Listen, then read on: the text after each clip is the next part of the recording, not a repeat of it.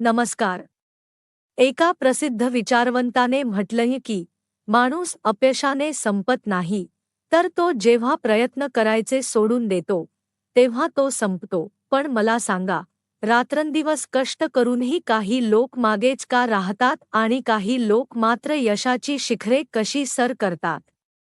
याचं उत्तर आजच्या या सत्रात दडलंय. आपल्या सर्वांचंच एक स्वप्न असतं. कोणाला स्वतःचा मोठा व्यवसाय उभा करायचा असतो, तर कोणाला आपल्या क्षेत्रात नंबर 1 बनायचं असतं. आपण सुरुवात उत्साहात करतो, पण काही दिवसांनी तो उत्साह मावळतो. आपण थकतो, गोंधळतो आणि मग वाटतं की हे कदाचित माझ्यासाठी नाहीच आहे. मी स्वतः अशा एका वळणावर होतो, जिथे समोर फक्त अंधार होता. पण तेव्हा मला एक गोष्ट उमजली, यश हे फक्त नशिबावर नाही, तर एका ठराविक पॅटर्नवर अवलंबून असतं. आजच्या या 3 मिनिटांत मी तुमच्यासोबत अशा 3 महत्त्वाच्या गोष्टी शेअर करणार आहे ज्या तुमचा दृष्टिकोन बदलतील. पहिली गोष्ट, मानसिक स्पष्टता कशी मिळवायची. दुसरी गोष्ट, वेळेचं व्यवस्थापन नाही, तर ऊर्जेचं व्यवस्थापन कसं करायचं. आणि तिसरी सर्वात महत्त्वाची गोष्ट, अपयशाला यशाची पहिली पायरी कसं बनवायचं. गेल्या अनेक वर्षांच्या अनुभवातून मी हेच शिकलोय की बदल हा बाहेरून नाही, तर आतून सुरू होतो. जर तुम्ही आज काहीतरी नवीन शिकण्यासाठी आणि स्वतःला बदलण्यासाठी तयार असाल, तर आपण या प्रवासाला सुरुवात करूया. तुम्ही तयार आहात? चला तर मग सुरू करूया. नमस्कार रसिक प्रेक्षको, आपल्या चॅनेलवर तुमचे सहर्ष स्वागत आहे. आजचा हा व्हिडिओ कन्या राशीच्या जातकांसाठी अत्यंत महत्त्वाचा ठरणार आहे. ज्योतिषशास्त्राच्या गणनेनुसार येणारे 15 दिवस तुमच्या आयुष्याला एक नवी दिशा देणारे ठरणार आहेत. ग्रहमानाची स्थिती पाहता तुमच्या राशीमध्ये असे काही बदल होत आहेत, ज्याचा परिणाम थेट तुमच्या नशिबावर होणार आहे.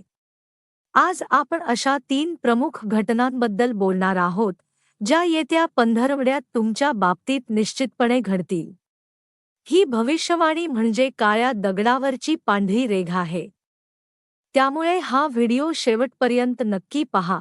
कन्या राशीचा स्वामी बुध असून सध्याच्या ग्रहगोचरानुसार तुमच्या राशीत अनुकूल योगायोग जुळून येत आहेत.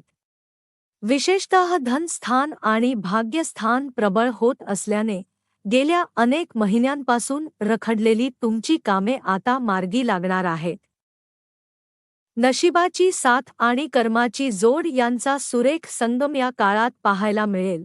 पहिली आणि सर्वात मोठी घटना म्हणजे तुमच्या आर्थिक स्थितीत होणारी सुधारणा. जर तुमचे पैसे कुठेतरी अडकले असतील, कुणी उसने घेतलेले पैसे परत करत नसेल, तर या 15 दिवसात ते धन तुम्हाला परत मिळण्याची दाट शक्यता आहे. या काळात गुंतवणुकीतून चांगला परतावा मिळेल.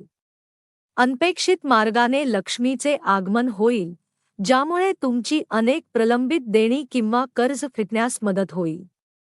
व्यापारात वाढ होईल आणि आर्थिक स्थैर्य प्राप्त होईल. दुसरी महत्त्वाची घटना तुमच्या नोकरी आणि व्यवसायाशी संबंधित आहे.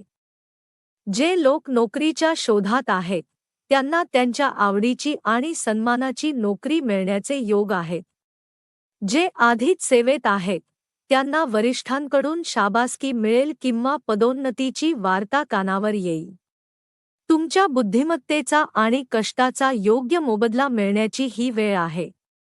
समाजात तुमचा मानसन्मान वाढेल आणि तुमच्या कार्यक्षमतेचे सर्वत्र कौतुक होईल. तिसरी आनंददायी घटना म्हणजे घरातील मामल्याचे वातावरण. गेल्या काही काळापासून कुटुंबात जे मतभेद किंवा तणाव सुरू होता, तो आता पूर्णपणे संपुष्टात येईल. घरातील ज्येष्ठ व्यक्तींच्या आरोग्यात सुधारणा होईल. संतती सुखाच्या बाबतीत किंवा विवाहाच्या संदर्भात एखादी अत्यंत शुभ बातमी या 15 दिवसात तुमच्या दारी येईल. नवीन वास्तू किंवा वाहन खरेदीचे स्वप्न पूर्ण होण्याच्या दिशेने पहिले पाऊल पडेल. नशीब साथ देत असताना काही गोष्टींची काळजी घेणेही तितकेच आवश्यक आहे. 1. घाईघाईत कोणताही कागदोपत्री व्यवहार करू नका. 2. आपल्या योजना गुप्त ठेवा, त्या सर्वांना सांगत सुटू नका. 3. तुमचे भाग्य अधिक प्रबळ करण्यासाठी दररोज श्री गणेशाची उपासना करा आणि शक्य असल्यास बुधवारी हिरव्या मुगाचे दान करा. यामुळे तुमच्या मार्गातील अडथळे दूर होतील. पण लक्षात ठेवा, नुसतं ऐकून किंवा बघून बदल घडत नाही. ज्ञान हे तेव्हाच शक्तिशाली ठरतं जेव्हा आपण त्याची अंमलबजावणी करतो. त्यामुळे आज इथून बाहेर पडताना स्वतःला एक वचन द्या, उद्यापासून नाही, तर आजपासूनच यातली किमान एक गोष्ट आपल्या आयुष्यात अंमलात आणा. ती गोष्ट छोटी असेल तरी चालेल, पण सुरुवात होणं महत्त्वाचं आहे. कारण थेंबे थेंबे तळे साचे, तसेच छोट्या बदलांतूनच मोठे निकाल मिळतात. तुमचा हा अमूल्य वेळ तुम्ही मला दिलात, त्याबद्दल मी तुमचा मनापासून ऋणी आहे. तुमच्या डोळ्यांतील ती जिद्द आणि शिकण्याची ओढ पाहून मला खात्री आहे की तुम्ही तुमच्या क्षेत्रात नक्कीच इतिहास घडवणार आहात. आपला हा प्रवास इथे संपत नाही, तर ही एका नवीन अध्यायाची सुरुवात आहे.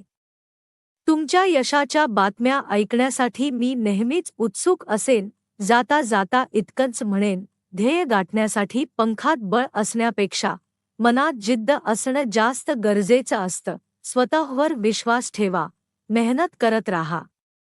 पुन्हा भेटूया अशाच एका नवीन विषयासह. तोपर्यंत पाहत राहा, शिकत राहा आणि प्रगती करत राहा. धन्यवाद आणि नमस्कार.